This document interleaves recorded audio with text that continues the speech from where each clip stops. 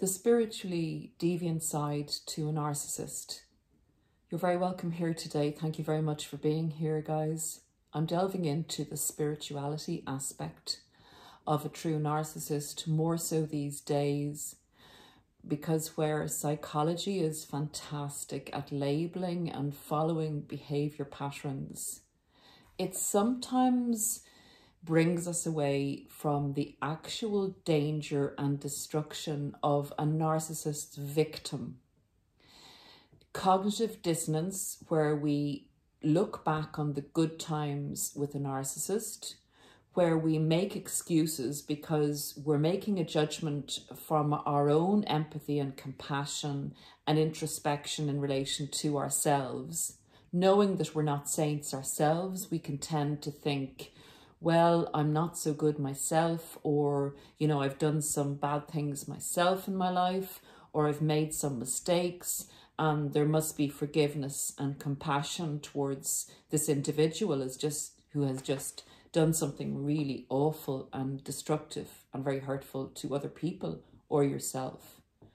So whereas that is beautiful, to have empathy, to have compassion and forgiveness, it's also really necessary on the other side of the coin to call a spade, as I've said in previous podcasts, and to see a person's action telling you who the person is and what they're capable of doing. And should you ignore that aspect to them and not stay away from them or take adequate protection or protect your family against them, you're actually putting yourself in a dangerous position when the person has showed you who they are.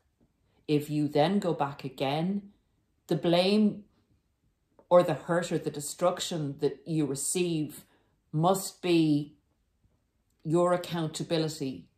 So look through the cognitive dissonance, and I'm going to go into the spiritually deviant side of a narcissist and typical things that they will do.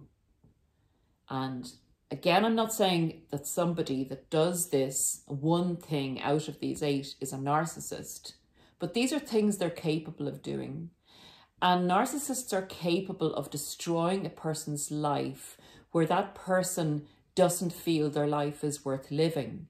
So they can actually psychologically and spiritually and emotionally destroy a person to the point where that person no longer exists, besides the fact that they can physically take a person's life. So this is serious stuff. This is about as serious as it gets if you are in the company or were in the company of a true narcissist. And to put it into perspective, supposing there was an Armageddon situation where the world had ended, if you put yourself in that situation and look at the people in your life you can trust, that's a kind of a measure that I would use for saying, do I really want that person in my life? And charming and maybe good looking or fun as they are, do I really want to put myself into a position where that person who's a narcissist is capable of doing any of these things? So let's get into it. We all may know people that are narcissistic, and I'm not trying to demonize someone who's a narcissistic side. We all have a certain element of narcissism that we need to survive. These are things that I'm going to list now that a narcissist is capable of. And I encompass this with someone who is a narcissistic personality disorder, someone who is a sociopath, and someone who's a psychopath. Because I honestly believe that you can't, and this is just my opinion, that you can't actually put somebody into, say, the narcissist category and say they'll never do something of a sociopathic nature, and vice versa. So depending on how desperate one of these individuals is, the more desperate they get, the more heinous the crime. So the first thing that they're capable of, and I say here the devil is in the detail, is leaving out detail. is leaving out pertinent detail and parts of the story and bearing false witness against another person. And that can have a devastating effect on somebody's life. It can be a situation where, because of what the narcissist says, they either don't get an opportunity, or they're put in danger, or their mental health is put in danger. For instance, in a work situation where a narcissist is asked, was that true, what the person is saying? They said that you saw this or that you did this, and you know, we're signing off on their statement, and if their statement is true, then there's going to be a case taken, or they get compensation, or they're not fired, or another person's fired. And the narcissist decides to bear false witness and say, no, I never saw that. In other words, accusing the person who's giving the statement of lying. And that can affect a huge amount of people's lives. The other thing they'll do is maybe give the impression about someone, create a false reality. So for instance, supposing, I'm just trying to pick an example. Supposing somebody has a meeting, a weekly meeting, and they have this meeting in this group at a local pub. They go just for the meeting. Maybe they have tea and coffee, and the meeting is maybe a charitable event or whatever it is. And they go regularly to this. The narcissist then spins a story that they're never out of the pub, that they're a drinker, that they're an alcoholic. And the person they're saying it to will say, go down there on Monday night. Even on Monday night, they're there. And that's the day of the meeting. That's really destructive. That's really, really bad. And just because you may have become acclimatized with family members who do things like this, or friends, or grown up in an unfortunately narcissistic type of upbringing, that's not right. That doesn't make that right. That destruction of somebody else and their reputation and their chance in life is literally them being an enemy to you, them being out on the battlefield and sticking a sword in you. And it's kind of overlooked to a certain extent because there's quite a lot of it going on. And I'd really ask everyone out there to do your bit in putting truth back into our lives and standing up for it and saying, this is important. This is important. The truth is important. We don't want to live in a world of lies. So everybody, every day, and every minute of every day can do their bit to overcome this spiritually deviant character that's growing out there in our world. What I would say to you is, if a narcissist tells a lie, so they say, no, I didn't hear that, and they did hear it, that's not a mental disorder, that's a lie. That's a distortion of a factual reality. That is a lie. Number 2, a narcissist, a true narcissist, will leave a person when they're most vulnerable. You're no use to a narcissist if you stop being functional, if you stop serving a narcissist's needs, providing them with a home, providing them with narcissistic supply, with status, with money. If you then need something like you become sick, or you're really collapsed, you're exhausted after serving the narcissist for so long, they will walk out that door and they will not look back. In fact, the worse the situation you're in, the more powerful and superior they will feel. Tell me that that is not inhuman.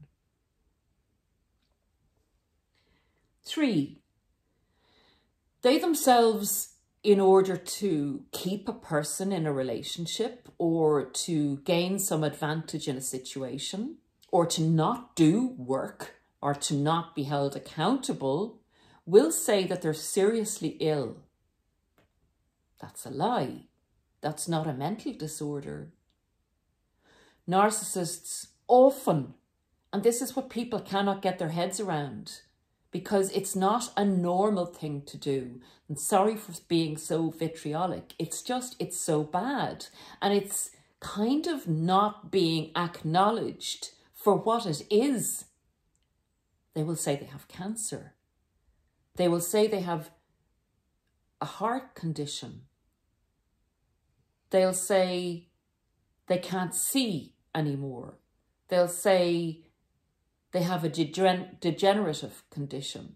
They'll do and say whatever they need to disrupt your life, to get out of doing something, to not take accountability, etc., etc., etc. And when questioned about it, when they're alive 10 years later or 5 years later, and this disease hasn't progressed, they'll say it was a mistaken diagnosis or something. But it will have served their purpose. When they show you who they are, if they're capable of doing something of that deceptive, deviant nature, that is who they are. And they will do it again, or they will do worse again. They cannot be trusted. You never know what they're up to.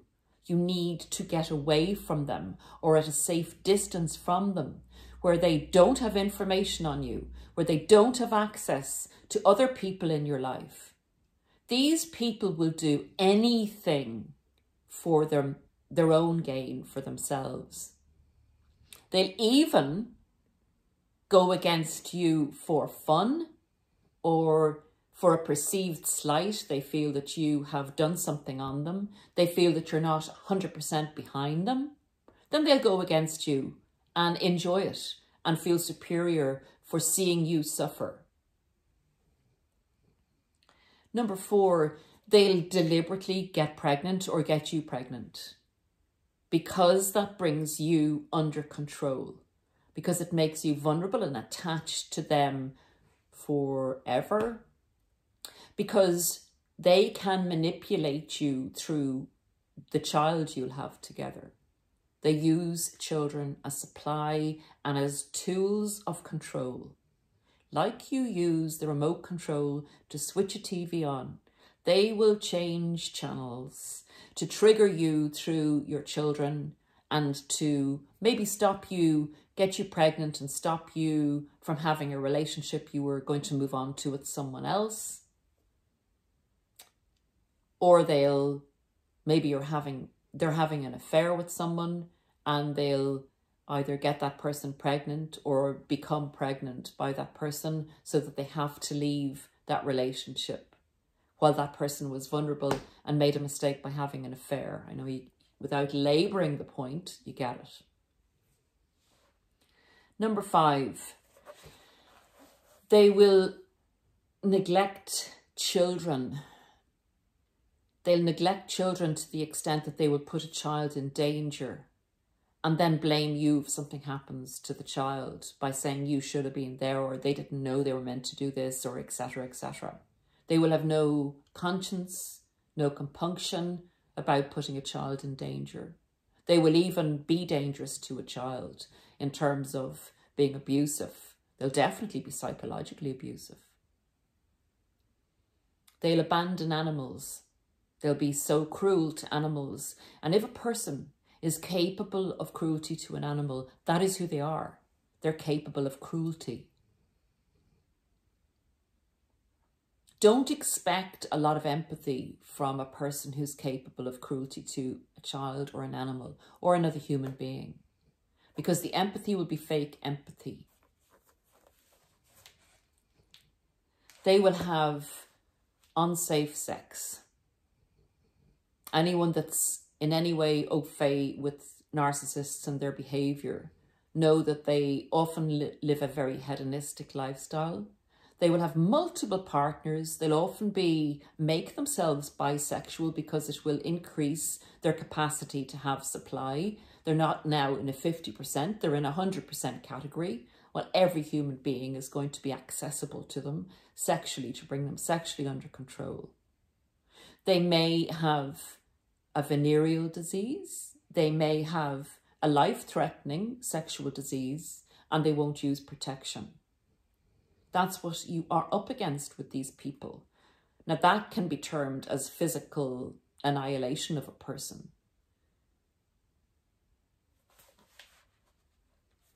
Number 7.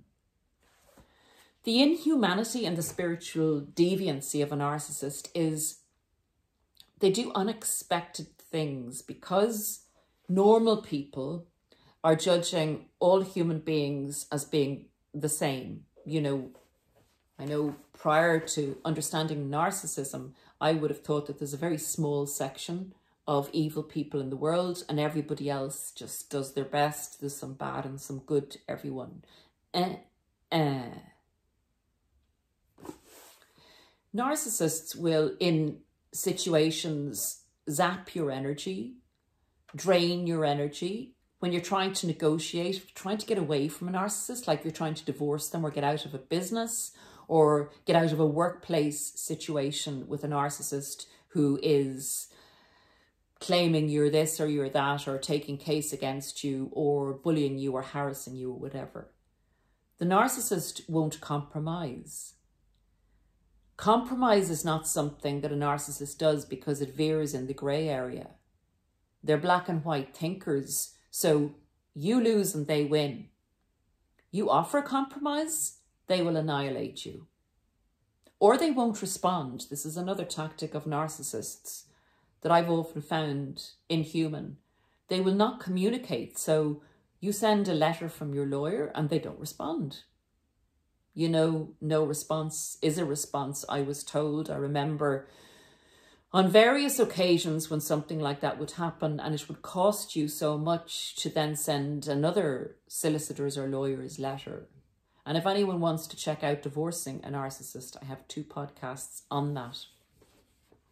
But they're the type of tactics that you're up against with one of these characters. They don't act in a human manner. They don't communicate in a human manner.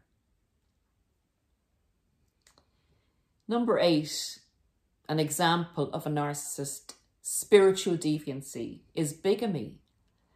Although with the modern world, there is more information available worldwide on people in general, like the Big Brother, you know, knowing your details, having it all computerized. There are still narcissists who engage in bigamy, where they'll marry someone in a state, not get divorced, go marry someone else, and have multiple marriages and multiple partners, and maybe be married to 2 or 3 people at the same time, where the state law or the country law does not allow that it's illegal.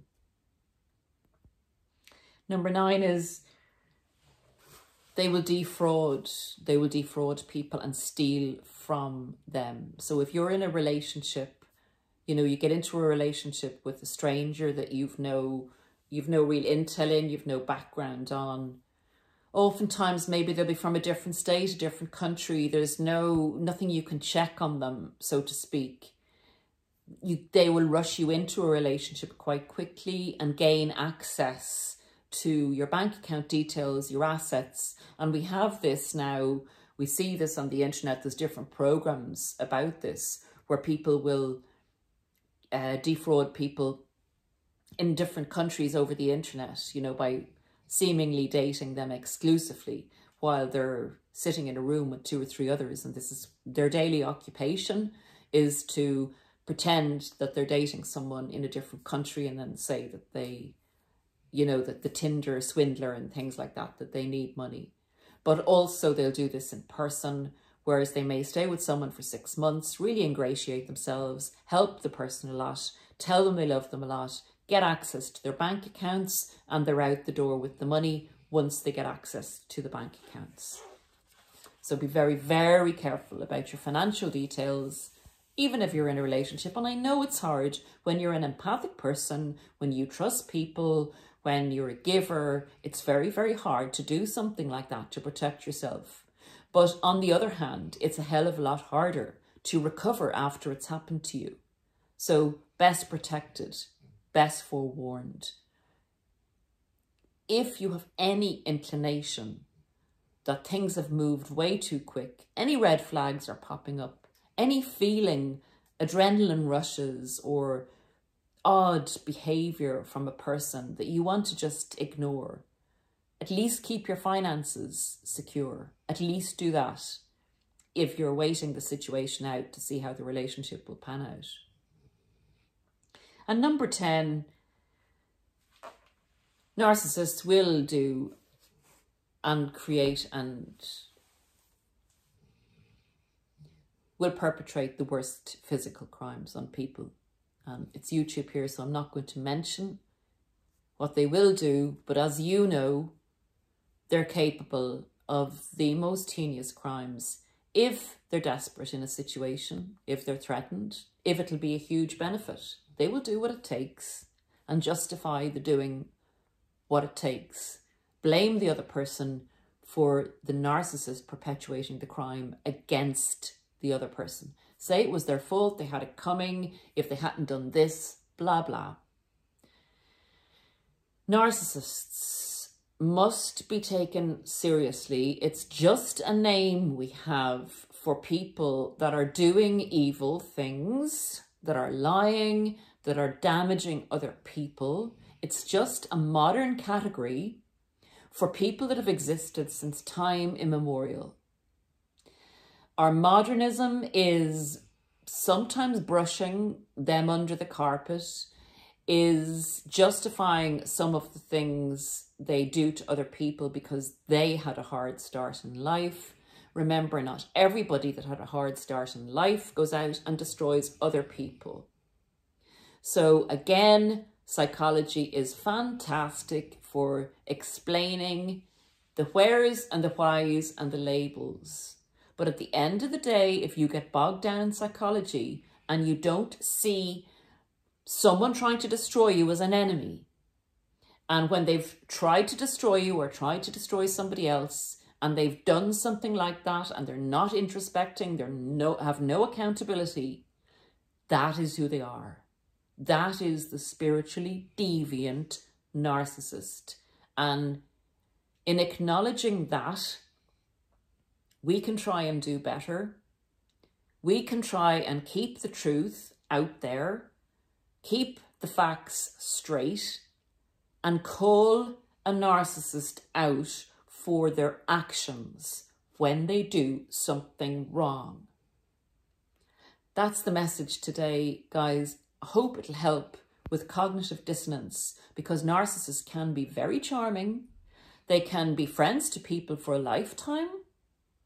They cannot show that side of themselves to you, but they can do a lot of bad stuff to other people. And if you witness it, know that if they do that to somebody else, they can, and probably, if pushed, will do it to you. Bye for now, and I will see you again very soon.